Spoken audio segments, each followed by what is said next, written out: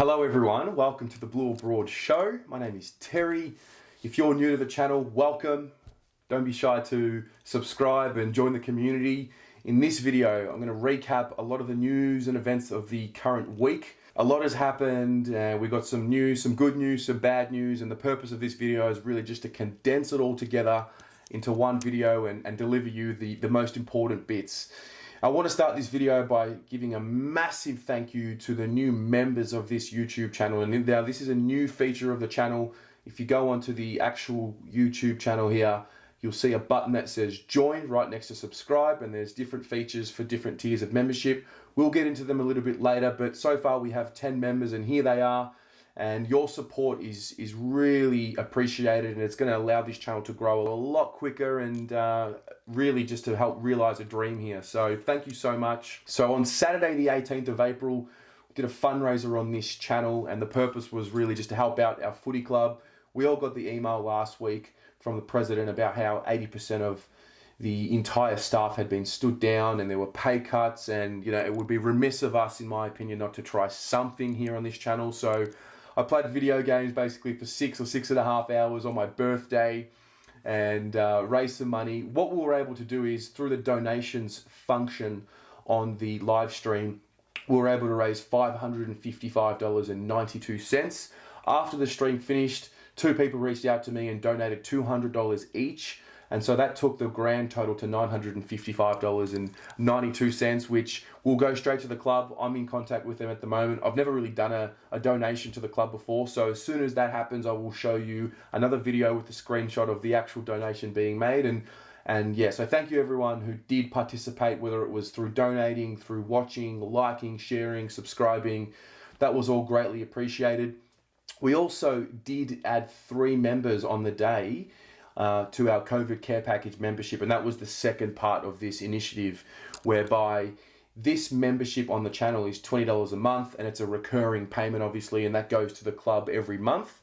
And so we've got the 3 of those members here as well. So thank you very much to Rafi Azar, Ryan Callum and David Trezise. You know, that support is, you know, it's a start. We're going to see what we can build from that. Again, if you are interested in anything like that, please get in touch with me or see the YouTube channel with all the information there. It was a good day. Played a little bit of AFL Evolution 2. Got a really good win against Caden McDonald. Got a really good win against Pom as well. Those videos will be on the channel for you to watch as well. Played a little bit of FIFA 20 against 3 of our young guns in Liam Stocker, Sam Ramsey and Zach Fisher. He is the big one. I got the win over Sam Ramsey. Unfortunately, I wasn't able to beat Stocker. He was too good for me, but I did get this winner over Sam Ramsey.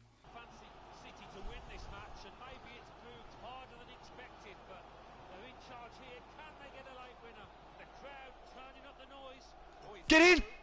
Oh, he's kicked it! He's kicked it! And there it was there. And the final game was against Zach Fisher, who I really touted as the gun. Not to take anything away from the other 2, but, you know, Fisher's got that footwork that we've seen, you know, those fast twitch vipers. I thought he would be a real challenge, and I was up early. I had him where I wanted him, but unfortunately he was too good, and this was the end of the game. No, don't concede. Oh, that's a goal. Oh my god, he's getting it. You're kidding me! Oh my god! No! Oh, I saw it from a mile away in the notch. No! Oh. Disappointing stuff. But fair play to the lads. Thank you very much, all 3 of them, for joining the stream. And I thought it was really cool, really interactive, and just that layer of fan engagement that, you know, we are missing at this point because there is no footy. And so it was, like I said, it was really good of them to join. Okay, moving on. A bit of news here. Some interviews that were done throughout the week.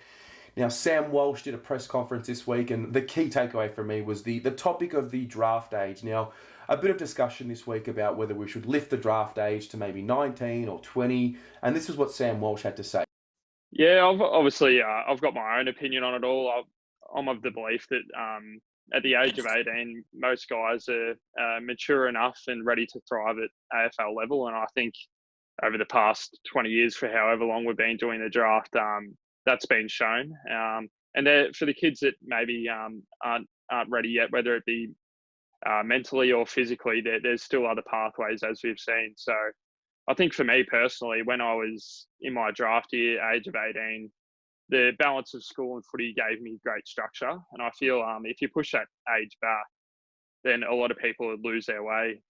Even if you didn't want to go to uni and you wanted to get a trade, well, I don't think too many people are going to be putting you on as a 1-year apprentice knowing you're going to get drafted the next year. So I think there's a lot of things that have been discussed about it, but I think the way it is at the moment really helps kids get the best out of themselves, and I think the clubs are all for it as well.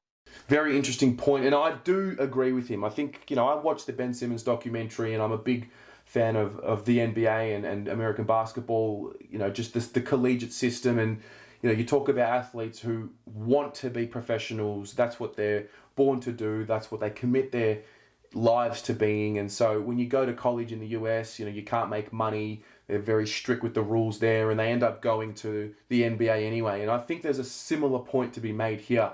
Walsh touched on the point of, okay, well, let's say I finish school, I go and do a trade, or I go to uni, or I get a job for the first year, and then I leave. It's going to be pretty hard to be hired. But also the point that I just made about this is what they want to do with the rest of their lives. This is what they've decided to do with the rest of their lives.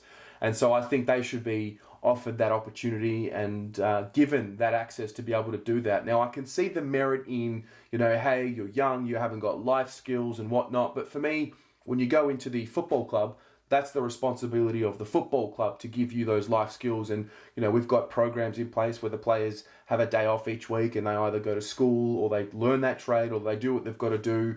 Is it enough?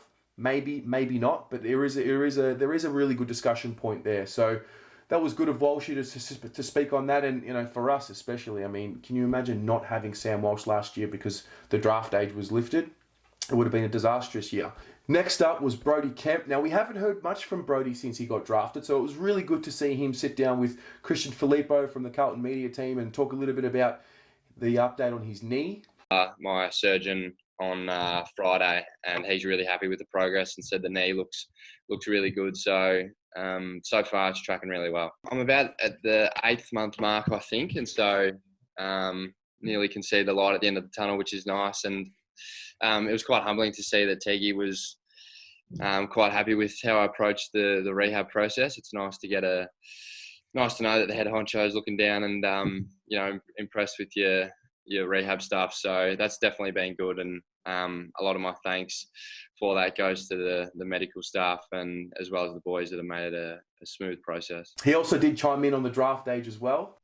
Yeah, I probably wouldn't speculate too much just because I don't really know the full picture behind it all. But I think I've heard a few people say that it can affect your schooling and stuff like that, but I probably don't agree with that. I think you can still manage school and footy, and I think it's good to have a balance of both.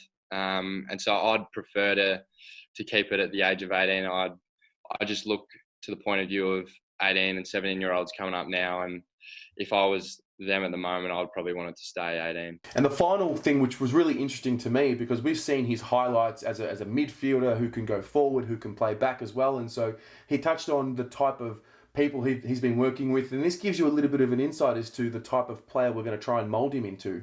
So I was doing a lot of vision with Jonesy and Weeders with the backs, so that was probably the main focus. But then on the side, I was doing stuff with Cripper and watching stuff with him, and we all know how good his stoppage craft is and just his footy IQ. So to try and pick his brain is something that I really like doing and will continue to do to hopefully mould myself into a better player down back and in the midfield. Long term, mate, where do you see yourself playing, or where do you hope to play? I'd probably say midfield. Based on my top age year and bottom age year, I started to work into playing a midfielder, and that helped me grow my ability in terms of footy. So I think if I can keep working really hard and trying to model yourself off the best players and as I said before, picking Cripper's brain, that could definitely help me. So yeah, I think long-term midfielder. Okay, next up is the 22 under 22 team, which was selected for the AFLW season. Now, this was a thing that was voted on by the fans, to my understanding, which was a little disappointing for me because I I didn't see it. I didn't see it pop up anywhere, and I didn't vote. But I do want to take this chance to congratulate the 3 of our girls who did make this team: Maddie Prasparkas, Georgia G, and Charlotte Wilson, who each had phenomenal seasons. I do have a little gripe though. I cannot believe Grace Egan didn't make this team. I thought she was as good as the other 3. Maybe not Prasparkas, because Prasparkas was just one of the best players in the competition. But I thought Grace Egan had a phenomenal season, and I don't know if my one vote would have changed the result, but I do think she should be acknowledged. And well done to you, Grace, and well done to the other 3 as well. And it's great because it shows the type of future that our AFLW team has with these 3, and I guess if you want to add Grace Egan to that as well, these 4 guns. So well done there. The next bit of news was the news about Virgin Australia. Now, we members got an email from Kane Little about the recent news of the Virgin Australia going into voluntary administration. And this was sad. This is one of our major sponsors, and Kane talked about how, the Carlton Business Network has been able to provide $5 million worth of business to Virgin Australia in 2019, which is a great effort. And, it's sad when you see a major sponsor collapse the way this has happened. Now, obviously, we're going to be able to make the most out of this situation. And, yes, you've got to look at it optimistically, but these are sad times, and this is a sad reality for these businesses. And so everyone's being affected from top to bottom. And I just hope that we can fix this situation as soon as possible and make good of it as much as we can. The next bit of news was an interview that our young gun, Tom de Koning, did with the WA Blues. Now, if you're not aware who the WA Blues are, they are obviously in Western Australia, led by our man Johnny Allen and the team over there. And they have a breakfast radio show every Saturday where they talk to players, administrators, Carlton people, left, right and centre. They have a weekly chat with the hyphen David Rees-Jones, and this week they had a chat with Tom de Koning, and some really key points came up in this interview. I think the first one was about who the biggest influence on Tom de Koning has been at the club. I don't know, in recent times, I guess Cruz has been really helpful for me. Just from the ruckman perspective, I've been doing a lot more ruck craft in this last pre-season gone, and it's been good just to work closely with him with my craft, and he knows so much about the game, and he's got such good skills and craft. So it's really good to be able to work with him and train with him and just ask him as many questions as I can. So he's probably the main player at the moment that's really helping me. And then just obviously with all the forwards going down, it's probably good to be able to learn sort of a dual position and be able to go forward and play forward and learn that craft as well. So Cam Bruce has sort of taken me under his wing as a coach and really tried to teach me, and I've been trying to do as much vision with him and learn as much forward craft as I can and patterns. And so if I am needed in the team in that position, I'm able to just fit right in. So it's been a really good pre-season for me, and I'm feeling really strong and fit and ready to go. The next part, and we all talk about this, we know he's come to the club as a tall, skinny ruckman, and we know that they take a little bit of time to develop, and it was good to see him talk about a little bit about the weight he's put on and the development of his body and, what he's working towards here. I'm weighing in at about 96, 97 now. I think when I first came to the club, I was about 86 off the back of an injury, so I was pretty small. But yeah, I think I've just gradually sort of built. I think last pre-season was probably the biggest jump. I probably put on about 6 or 7 kilos, but it's not about putting on the size quickly for me. I still want to be able to be athletic and be able to move around the ground and play to my strengths. And the key point there for me is that, we want to get him to that 100 kilogram sort of range, but we don't want him to lose that agility and that athleticism that really, that's what we drafted him for. We saw him as not really a bullocking ruckman, but more so a ruckman that can get around the ground. And I guess the prototype ruckman these days is that Brodie Grundy type who can win the ball, athletic at ground level. And so I think he's in a really good situation with Cruiser there at the club. He's obviously had plenty of ruckmen that he's worked with as well in the past who have shown him the ropes in terms of professionalism. And, whether it's a Matthew Lobe who sort of has been a bit of a journeyman, or you talk about a Matthew Cruiser who's sort of been right at the top of his game and has that ability below his knees and at ground level. And so I think Tom is in a really good environment.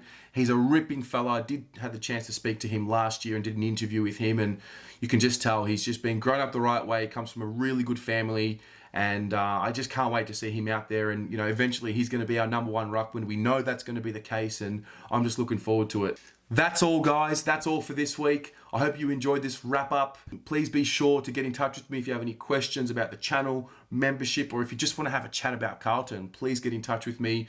Really appreciate your support. And as always, go the Blues.